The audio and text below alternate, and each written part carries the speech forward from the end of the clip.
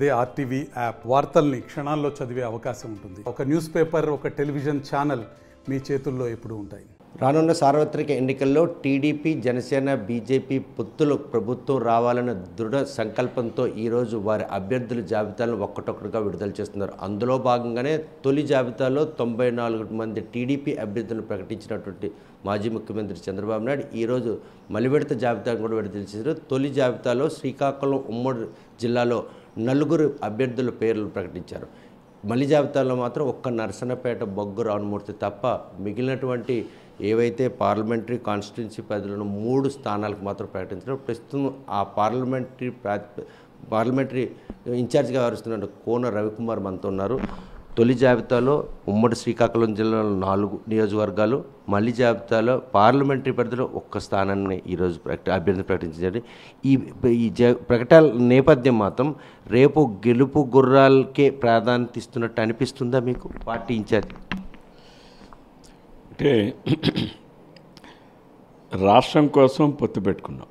Telugu Desam, Janasena, Bharatiya Janata party. రాష్ట్ర ప్రజల అభ్యున్నతి, రాష్ట్ర ప్రగతి, రేపు అధికారంలోకి వచ్చిన తర్వాత కేంద్ర ప్రభుత్వం నుంచి సహాయ సహకారాల కోసమని ఈరోజు భారతీయ జనతా పార్టీ, జనసేన, టీడీపీ 3 పొత్తులో వెళ్తున్నాం. ప్రజలు దీన్ని ఆదరిస్తారు, అభిమానిస్తారు అనేటువంటి నమ్మకం ఉంది. అయితే అభ్యర్థుల ఎంపిక అనేది అన్ని రాజకీయ పార్టీలకు కూడా ఇది ఒక ఛాలెంజ్. తెలుగుదేశం కావచ్చు, జనసేన కావచ్చు, భారతీయ జనతా పార్టీ కావచ్చు, అభ్యర్థులు అనేది గెలిపే ప్రాతిపదికగా ఉండాలి. అంతే తప్ప ఏదో మనం ఇన్ని సీట్లు తీసుకున్నాం అక్కడ ఎవరికొరికి ఇచ్చేద్దాం అనేటటువంటిది ఆలోచన ఏ రాజకీయ పార్టీలో ఉన్నా అది ఈ పరిస్థితిలో సరైనది కాదు. అందులో పవన్ కళ్యాణ్ మాత్రం తొలి జాబితాలో 24 సీట్లు తీసుకున్నప్పుడు కూడాను 21 స్థానం అంటే 3 మళ్ళీ ఆ పార్టీ నుండి గెలిస్తే ఎక్కడ మళ్ళీ గెలుపు అంటే అధికారంలోకి రావడానికి ఎక్కడ ఏ మైనస్ అవుతుందని ఉద్దేశం ఆయన ఒక తెగువ చేశారు. ఈరోజు టీడీపీ కూడా అదే స్టాండ్ మీద ఈ అభ్యర్థుల ప్రకటన అనేది స్పష్టంగా కనిపిస్తుంది. అంతే అండి. ఇప్పుడు పవన్ కళ్యాణ్ గారు చాలా స్పష్టంగా ముందు 24 సీట్లు తీసుకుని ఆయన మళ్ళీ 21 సీట్లకు పరిమితం అయ్యి 3 సీట్లు బీజేపీకి ఇవ్వడానికి అభ్యంతరం లేదని అంటున్నారంటే వైసీపీ రహిత ఆంధ్రప్రదేశ్ రాష్ట్రంగా తయారు కావడం కోసం ఎన్ని అడుగులు వెనక్కి తగ్గుతున్నారనేది నాయకులు, కార్యకర్తలు కూడా దాన్ని గమనించాలి. అగ్రనాయకత్వం మా ఇరువురు నాయకులు కూడా చంద్రబాబు నాయుడు గారు, పవన్ కళ్యాణ్ గారు వైసీపీ రహిత ఆంధ్రప్రదేశ్ రాష్ట్రం అంటే దాని అర్థం జగన్మోహన్ రెడ్డి ఓడించడం అది కాదు. ఏ రోజైతే ఈ 3 పార్టీలు కలిసి మేము ప్రజల దగ్గరికి వెళ్తున్నామో జగన్మోహన్ రెడ్డి ఓటమి అప్పుడే ఖరారైంది. ఇక్కడ ఓటమి కాదు, 175 స్థానాలకి 175 స్థానాలు ఈ కూటమి గెలవాలి. అప్పుడే వైసీపీ రహిత ఆంధ్రప్రదేశ్ రాష్ట్రంగా తయారవుతుంది. సో ఇది మా లక్ష్యం. ఆ లక్ష్యాన్ని చేరుకోవడం కోసం అగ్రనాయకత్వాలు ఇద్దరు కూడా ఆ రకంగానే అడుగులేస్తున్నారు. కాబట్టి గెలుపు గుర్రాలకే అనేటటువంటి ఆలోచనతో ముందుకెళ్తున్నారు వారికి ఉన్న సమాచారాన్ని మేరకు అనేది అనుకుంటున్నాను, నేను కూడా భావిస్తున్నాను. ఎందుకంటే తొలి జాబితాలో చోటు దక్కని వాళ్ళు మలి జాబితాలో చోటు వస్తుందని భావించినటువంటి సీనియర్ నేతలు కూడా ఈరోజు మలి జాబితాలో వారి తాలూకు పేర్లు రాకపోవడం, కొంత పార్టీని 5 ఏళ్ళుగా నడిపించుకొని చివరి క్షణంలో బీజేపీ, జనసేనతో పొత్తు పెట్టుకున్నట్టు వారి రాజకీయ భవిష్యత్తుపై ఏమైనా ఎఫెక్ట్ పడుతుందా, లేకపోతే పార్టీపై అనుకున్న లక్ష్య సాధనలో ఏమైనా ఆటంకాలు ఈ పేర్లు ప్రకటనలో జాప్యం జరుగుతుంది? అంటే 5 సంవత్సరాలు ఒక పార్టీలో పనిచేసి ఆఖరి నిమిషంలో ఏదైనా కారణాల వల్ల కావచ్చు, పొత్తుల వల్ల కావచ్చు, లేకపోతే ఇతర సమీకరణాల వల్ల కావచ్చు, మరి వాళ్ళ అభ్యర్థిత్వాన్ని పరిగణలోకి రానప్పుడు తప్పనిసరిగా బాధ ఉంటుంది. ఇందులో ఎవరికైనా సందేహం లేదు. ఆ స్థానంలో నేనున్నా సరే నేను కూడా అంతే బాధపడతాను. బాధతో పాటు పార్టీకి నష్టం, మీరు అనుకున్న లక్ష్య సాధనకు కూడా ఆటంకాలు కలిగి అంటే మా అందరి లక్ష్యం జగన్మోహన్ రెడ్డి పతనం, రాజకీయ పతనం. కాబట్టి మా లక్ష్యం అందరిది ఒకటే అయినప్పుడు కాస్త బాధ కలిగిన మా అగ్రనాయకత్వం తప్పనిసరిగా ఎవరైతే ఏదైనా కారణాల వలన, సమీకరణాల వలన అటువంటి పరిస్థితులు ఉత్పన్నమైన వాళ్ళ వాళ్ళకి తప్పనిసరిగా పార్టీ అండగా ఉంటుందనే నమ్మకం నాకుంది. ఎందుకంటే వాళ్ళకు కూడా ఇంకా ఇక్కడ ప్రత్యక్ష ఎన్నికలు, పరోక్ష ఎన్నికలు అనేక రకాలైనటువంటి ఉన్నాయి. కాబట్టి ప్రత్యక్ష ఎన్నికల్లో కాకపోయినా పరోక్ష ఎన్నికల ద్వారా వాళ్ళకి ఆ చట్టసభలో అవకాశం కల్పిస్తారనే నమ్మకం విశ్వాసం అయితే నాకు ఉంది. మీరు ప్రాతినిధ్యం వహిస్తున్న శ్రీకాకుళం పార్లమెంటరీ నియోజకవర్గ పరిధిలో 7లో ఇచ్చాపురం, టెక్కలి, ఆమ్దాల వలసతో పాటు ఈరోజు నరసన్నపేట ప్రకటించారు. ఇంకా 3 నియోజకవర్గాల్లో ఒక అనిశ్చిత నెలకొని ఉంది. శ్రీకాకుళం నియోజకవర్గం నుండి బీజేపీ టిక్కెట్ ఆశిస్తున్నటువంటి పరిణామం కనిపిస్తుంది. అది గనక జరిగితే మీరు ఒక పార్లమెంటరీ ప్రాతినిధ్యంగా నాయకత్వం వస్తుంది. మీకు ఎటువంటి అంటే పార్టీ మిమ్మల్ని ప్రతిఘటించే పరిస్థితులు 2014 ఘటనలు మళ్ళీ పునరావృత అవకాశాలు ఏమైనా కనిపిస్తాయి? అంటే బీజేపీ శ్రీకాకుళం అసెంబ్లీ స్థానాన్ని కోరుకుంటున్నారు అనేటటువంటిది నేను విన్నాను. కానీ అది వాస్తవానికి దగ్గరగా ఉంటుందా లేదనేది బీజేపీ నాయకత్వం కూడా ఆలోచన చేయాలి. ఎందుకంటే వాళ్ళు గెలిచేటటువంటి అభ్యర్థులు ఉన్న దగ్గర వారు కోరుకోవడం సహజం. అంతేగాని ఏదో నేను ముందుగానే చెప్పాను, మాకు ఇన్ని స్థానాలు కావాలి, అక్కడ ఎవరినో పెట్టుకుంటాం అనేటటువంటిది కాకుండా గెలిపే ప్రాతిపదికగా ఆలోచిస్తుందని నేను కూడా భావిస్తున్నాను. Srikakulam town heart of the town ఇది. ఈ కాన్స్టిట్యున్సీలో కనుక కొన్ని విభేదాలు కూడా ప్రస్తుతం టీడీపీలో ఉన్నాయి. మరోవైపు చూస్తే ఒక సీనియర్ నాయకుడు ఇక్కడ రెవెన్యూ శాఖ మంత్రి ప్రాతినిధ్యం నియోజకం కాబట్టి సెటిలర్స్ ఎక్కువ ఉంటాయి కాబట్టి జాతీయ పార్టీ ఆ విధంగా ఆలోచించి ఈ స్థానాన్ని ఈ నియోజకవర్గాన్ని అడుగుతుందేమో. అంటే ప్రజలకి పరిచయం లేకుండా బీజేపీ అని చెప్పి అంటే ఇది కాదు. అలాగే తెలుగుదేశం కావచ్చు, అలాగే జనసేన కావచ్చు, ప్రజల్లో ఉంటున్న వ్యక్తులు, ప్రజలతో నిత్యం అనుసంధానంతో ఉన్నటువంటి వ్యక్తులు ఏ పార్టీలో ఉన్నా సరే అటువంటిది వచ్చేటప్పుడు దాని మీద డిస్కషన్ రావచ్చు, పరిచయం ఉండొచ్చు. కానీ లేనప్పుడు దానివలన ఇవన్నీ ఎక్స్పీరియన్స్గా మిగిలిపోతాయి తప్ప ఫలితాలు రావు. అనుకున్న లక్ష్యానికి ఆటంకాలు కూడా అవరోధాలు కూడా నిలిచే పరిస్థితి తప్పనిసరిగా కొంత అవరోధం ఉంటుంది. నేను అదే చెప్పాను. ఇవి ఆటంకాలతో మనం అనుకున్న సత్ఫలితాలను అయితే రావు. వాస్తవ దృక్పథంతోనే రాజకీయ పార్టీలు వెళ్ళాలి. భారతీయ జనతా పార్టీ, మోడీ గారి నాయకత్వం ఇవన్నీ కూడా ప్రజలు సమర్థించవచ్చు. కానీ రాష్ట్రంలో ఇప్పుడున్న పరిణామాలు, రాష్ట్ర నాయకత్వం, రాష్ట్ర పరిస్థితులు, ఈ జిల్లా పరిస్థితులు, ఈ జిల్లా ఉన్నటువంటి అనేక combinations and permutations and combinations ఇవన్నీ కూడా పరిగణలోకి తీసుకోవాల్సిన అవసరం ఉంది.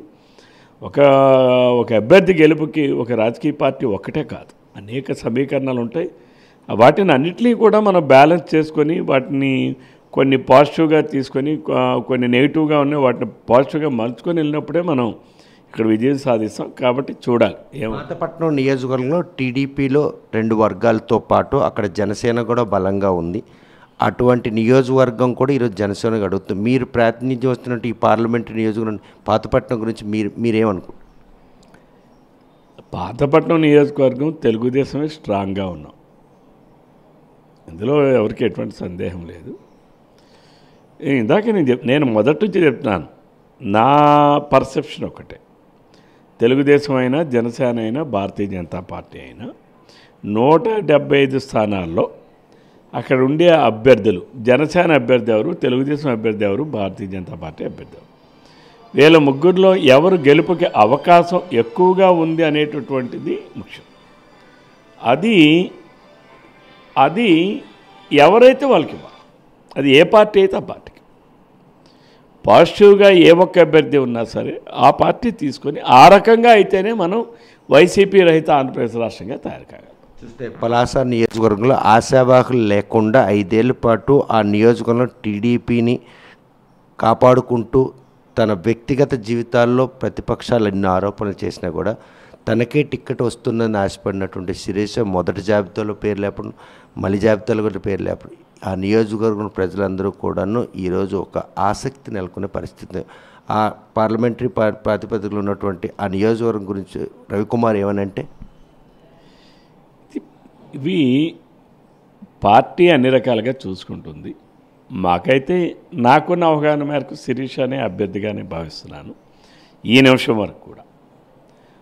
పార్టీ కూడా అదే దిశలో ఉండుంటుంది. బట్ ఇంకేమైనా ఇతర ఈక్వేషన్స్ ఏమైనా పరిగణలోకి తీసుకుంటున్నారేమో నాకైతే తెలియదు, సమాచారం అయితే నాకు లేదు.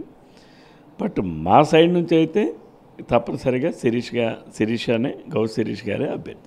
ఇప్పటివరకు ప్రకటించిన అభ్యర్థుల విషయానికి వస్తే ఉమ్మడి శ్రీకాకుళం జిల్లా కావచ్చు, మీరు ప్రాతినిధ్యం చేసిన పార్లమెంటరీ నియోజక పరిధిలో ఒక సామాజిక వర్గం చెందిన ప్రతిపక్ష సంబంధించిన ఒక సామాజిక వర్గం నాయకులు కొంతమందిని పైకి రాకుండా ఉండేందుకు ప్రయత్నాలే ఇలా జాబితాలో పేర్లు రాలేదన్నట్టు మదనపాటును వారిని వెంటాడుతాను. అవునా? అవన్నీ నేను చెప్పలేను, నాకైతే తెలీదు. బట్ నాకు తెలిసి మీరు అన్నటువంటి కారణాలని నేను అనుకోవడం లేదు. కేవలం పొత్తుల్లో భాగంగానే కొంత అనిశ్చితి ఉందేమో అని భావిస్తున్నాను. కానీ 2014లో బీజేపీతో పొత్తులో భాగంగా బీజేపీకి 2 నియోజకవర్గాలు కేవలం ప్రకటన జరిగింది, నరసన్నపేట, ఇచ్చాపురం.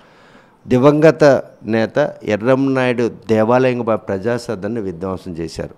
ఈరోజు ఆ నియోజకవర్గంలో ఏ పార్టీకి స్థానం కల్పించకుండా ఆ పార్లమెంటరీ స్థానాన్ని గెలిపించుకునేందుకే వారు చేస్తున్న ప్రయత్నాలే ఇలా తమను కనీసం గుర్తింపుకు నోచుకోవట్లేదు. మనం అర్థం కాల. 2014లో బీజేపీతో టీడీపీ పొత్తుల్లో భాగంగా 2 నియోజకవర్గాలు ఇచ్చాపురం, నరసన్నపేట ప్రకటించిందే తడువుగా టీడీపీ శ్రేణులు దివంగత నేత ఎర్రంనాయుడు ప్రజాసదన విధ్వంసం సృష్టించారు. 2024లో అటువంటి పరిస్థితి రాకుండా ఆ 7 నియోజకవర్గ పరిధిలో జనసేన కానీ బీజేపీ లేకుండా ఉండేందుకు వాళ్ళు వ్యూహాత్మకంగా పార్లమెంట్ గెలిపించుకునేందుకు డిస్టర్బెన్స్ లేకుండా వారు పందా చాటుకుంటూ ఒక పనిచేస్తున్నారని ఒక ఆరోపణ. అంటే ఇవన్నీ ఆరోపణలు కానీ మిగిలిపోతాయి. 2014 నాటి బహుశా ఎర్రనాయుడు గారు లేరు, చనిపోయారు.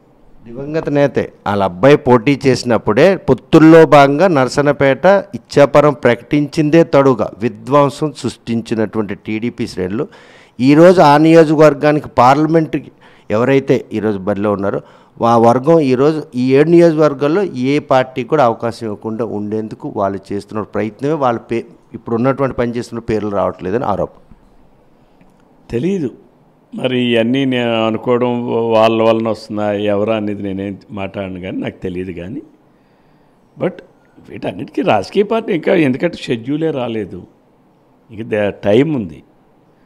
ఇక పూర్తిగా పొత్తులు సంఖ్యని నిర్ధారించుకున్నాయి.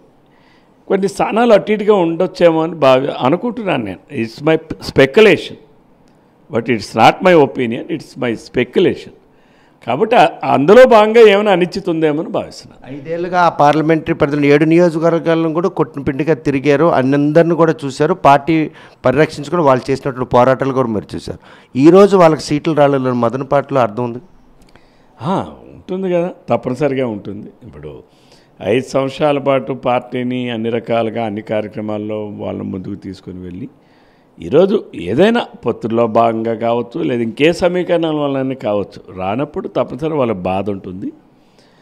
ఆ బాధని అధినాయకత్వం చూసుకుంటుంది. తప్పనిసరిగా బాధ నివారణ మార్గాలు, వారికి రాజకీయ ప్రాధాన్యతలు ఏ రకంగా ఇవ్వబోతాం అనేది కూడా ఒక స్పష్టమైనటువంటి ఒక హామీ, ఒక ఇది వాళ్ళందరూ కూడా లభిస్తుందని. పడ్డ బాధలను కల్లారా చూశారు, క్షేత్రస్థాయిలో మీరు పర్యవేక్షించారు. మరి వారు పడినప్పుడు వారికి వచ్చిన కష్టాన్ని అధిష్టానం దృష్టికి తీసుకోవాల్సిన బాధ్యత కోన రవికుమార్ లేదు ఉంది.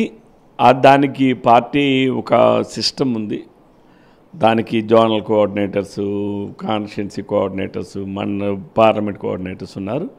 వాళ్ళ ద్వారా పార్టీకి ఎప్పటికప్పుడు సమాచారాన్ని అందిస్తున్నాం. సీనియర్ నేతల పేర్లు కూడా ప్రకటించకుండా మళ్ళీ జాబితాలో ఉన్నాయంటే వారి భవిష్యత్తు ఏమని భావించుకోవచ్చు? వాళ్ళకి రేపు ఎన్నికల్లో కాకుండా పరోక్ష పదవులు ఇచ్చేందుకే వ్యూహంగా ఈ జాబితాలో పేర్లు ప్రకటన ఉందనుకోవచ్చు.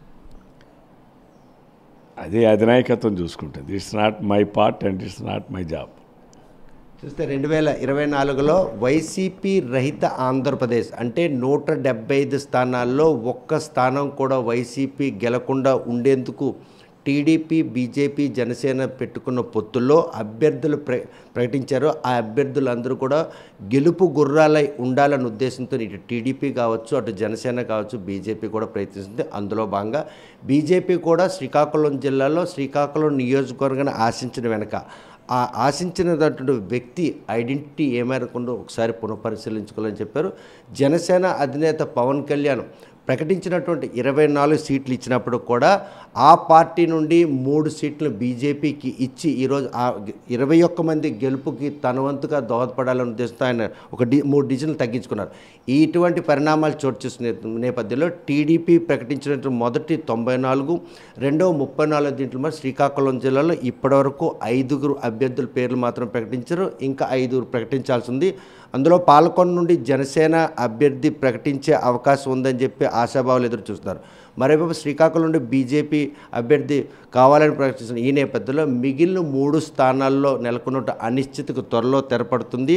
వారు ఎవరైతే ఆశావాహులు ఉన్నారో వారికి ఆ నియోజకవర్గం పోటీ చేసే అవకాశం ఉంటుందని చెప్పి కోన రవికుమార్ స్పష్టం చేస్తున్నారు. మరి వారి భవిష్యత్తు ఏ విధంగా తేలనుందన్న విషయం వేచి చూడాల్సిందే. వీడియో జర్నలిస్ట్ రామకృష్ణతో సత్యం, RTV శ్రీకాకుళం. మరిన్ని వీడియోస్ కోసం ఛానల్ ని సబ్స్క్రైబ్ చేయండి. లేటెస్ట్ అప్డేట్స్ కోసం వాట్సాప్ ఛానల్ ని ఫాలో చేయండి. అండ్ లింక్ డిస్క్రిప్షన్ లో ఉంది.